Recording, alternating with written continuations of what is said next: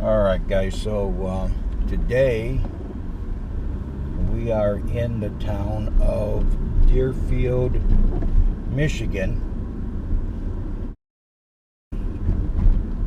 where we are going to be visiting the gravesite of Barbara Gerbber. And then later on today we're going to be heading down to Toledo, where we're going to be visiting the gravesite of William Veith, V-E-I-T-H. Now, both of these people were murdered in 1983, and for 99.99999% of their lives, they never knew of each other. But the simple fact that each one found out about each other is probably the reason they got killed. So we'll be going. We'll be hitting the Deerfield Township Cemetery here in a moment. Now, Deerfield, Michigan, if you've never heard of it, is actually the birthplace of a very famous person. Most of you have probably heard of the comedian and actor Danny Thomas. Danny Thomas was born in Deerfield and grew up in Toledo, Ohio. Not quite sure why he would have been born in Deerfield. There's not much out here. But, I don't know, maybe back in 1912 there was a hospital here. I have no idea, or maybe they just owned a house out here. Okay, so we're going into the cemetery right now, so why don't you walk with me as I visit the gravesite here of Barbara Gerbber. Alright, so here we are in Deerfield, Michigan. And we are going to visit the gravesite today, right here in Deerfield, of Barbara Gerbber. Barbara Gerbber was, 27 years old, I think. Born in 1957, 24. And she died 1983. Now, one of the other parties to this is a gentleman by the name of William Veith, V-E-I-T-H. I believe that's how you spell his name, or pronounce his name, Veith. Now, Barbara and William never knew each other. And yet, the fact that they, as I said in my intro, the fact that they eventually found out about each other is what got them both murdered. So you see, Barbara worked at the Lucas County Jail. Barbara worked in the kitchen, serving food, preparing food for the inmates. And while she was there, she met a gentleman by the name of John Kelly Gentry. Now, John Kelly Gentry was an inmate, and it doesn't really talk about how she actually met him, but he eventually got out, and when he got out, they became boyfriend and girlfriend. But unbeknownst to Barbara,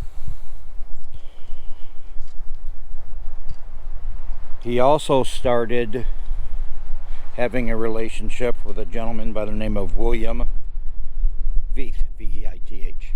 Now, Bill was 50 years old at this time, more than twice the age of Barbara. Apparently, John Gentry kept the identity of his male lover from his girlfriend, Barbara Gerbber. So she never knew about it. Well, somehow she found out about it. And the fact that she found out about it, the police are assuming that she must have contacted Mr. Veith. And what ensued was the fact that Gentry then went over to her house sexually assaulted her, slit her throat, killed her, stowed her car, and then headed for Toledo, Ohio.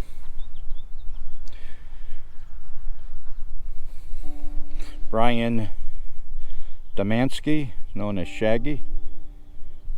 Apparently he enjoyed Harley motorcycles and pool. Not quite sure what his story is. Again, on some of these headstones that I show you, if I can find what the cause of death was, or if there's a story behind it, I certainly will put it up.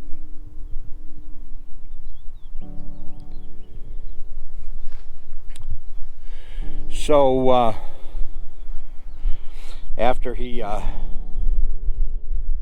murdered Barbara, he then stowed her car and drove to Toledo, Ohio, where he went to the business of Bill Veith. Bill had a rare coin shop in Toledo at the time, and when he got there, apparently he decided that he was going to tie him up, beat him over the head with the blunt end of an axe, and kill him. So what we do know is that when he stowed Bill's car, he headed for South Bend, Indiana, where he dropped it off, and from South Bend, Indiana, he then went to San Diego. Well, they know he went to San Diego because Robert T. Jones was a PFC in Company K, 6th Infantry, 9th Infantry Division, World War II. Passed away in 1970. But what we do know is when he went to San Diego, because when he got to San Diego, he sent the parents or the family a couple of postcards. Now, not quite understanding this, but for some reason, the Monroe County Sheriff did not think it was necessary to keep the postcards, even a copy of the postcards, for evidence. Nope. They're gone. Whatever was on them, lost forever. Gary Dombrowski, 1948, 2004, 56 years old. So what they do believe at this time is that he is living in California, and that he has changed his sex to female, and then he is living somewhere large in California. I don't buy that. I think he's dead. In today's world, I don't see how in the world you can live that type of lifestyle where you're hiding and not somehow get caught. So yeah, I just don't believe that he is still alive. Alright, we'll look at one more gravesite here, and then we'll walk over towards Barbara's. Now let me see if I can get over where the sun's not hitting it. Sarah Baker Dombrowski, March 2nd, 1979, February 2nd, 2004. So she was 31 and 35 years old. Very, very pretty young lady. Again, not quite sure what might have happened, but if we can find out, we'll certainly let you know. So we're going to walk over here. Now, the family, the Gerbber family are all together here. So she's over this way. Has a very distinctive head site, and that was how I was able to find it. She has a headstone, a headstone in the shape of a heart, and that's how I was able to find it. And here we have Denise Joy Forsyth, 1952 to 1971. I remember that hairdo very well. That is a late 60s hairdo the girls had. I grew up about 50 miles from here. So as we walk over here, this is kind of sort of a little family plot here.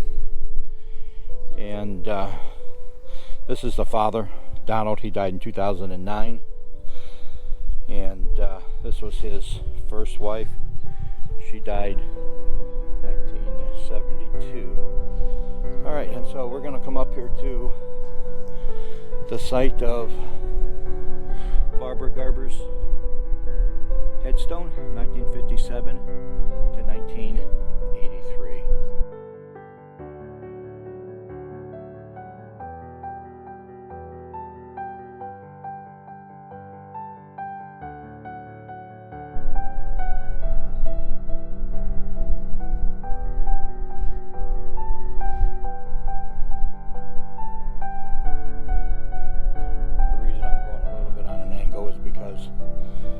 Her stepmother's headstone is right here, and she apparently has not passed away as of yet.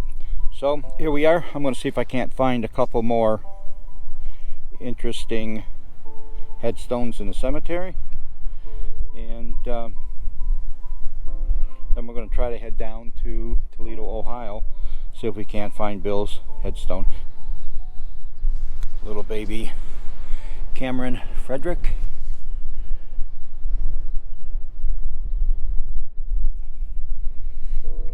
July. Looks like he was about 2 months old.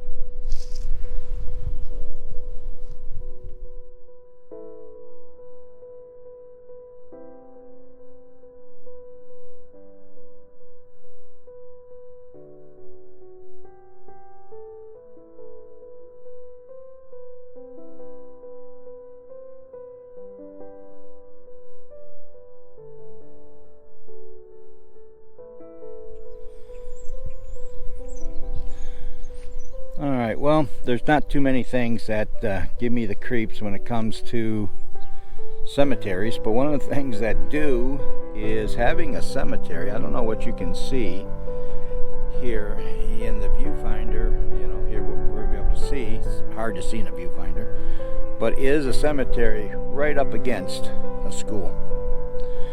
Since I got football and I don't know, might be all ages here. Very small area.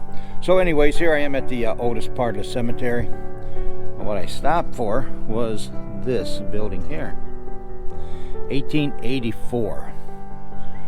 So it says that this is the Deerfield Vault.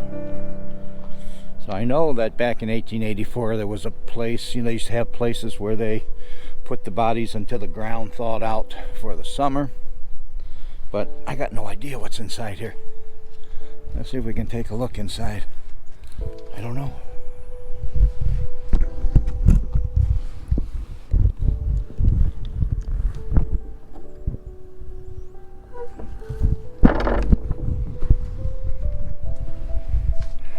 I'm gonna go back and get my little flashlight, and we'll see if I can see in there.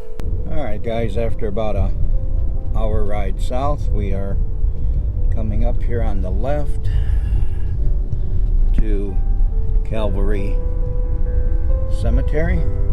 This will be the second stop, where we are going to try to find the grave site of William Veith. V-E-I-T-H, Veith. Alright, so we're going to go head in here. So come on along with me and let's walk and let's see if we can't find William's gravesite. Alright guys, well, we have found William's grave, and it's right up here by the St. Joseph statue. And as we were saying at Barbara's gravesite, they didn't know each other. Gentry apparently had a relationship with both of them. Apparently was bisexual, and sometime right around the date of the murders, they apparently found out about each other, and as I said earlier, he sexually assaulted Barbara, stowed a car, and then drove down to Toledo, where he somehow met up with William. Ended up tying William up in the basement of his business. He did steal some rare coins from him, used the electrical cord to tie him up, and then he beat him in the head with the blunt end of a axe. About a week later, the police found him after the Monroe County Sheriff asked for a wellness check, and mail had been piling up outside of his home. So regardless of what his sexual preference was, absolutely no reason to be murdered. 52 years of age, none. So we hope he rests in peace. Hope that he's wherever he's at, he's happy, and we will see what we can find in this cemetery, because we are at Calvary Cemetery, in case I didn't say that, in Toledo, Ohio. And I think I was told it was 40 acres. And so there are 106,000 residents here. You want to call them residents. Anyways, that's it on this one. And I hope you enjoyed the videos that I put out, and I hope that you'll come back for more.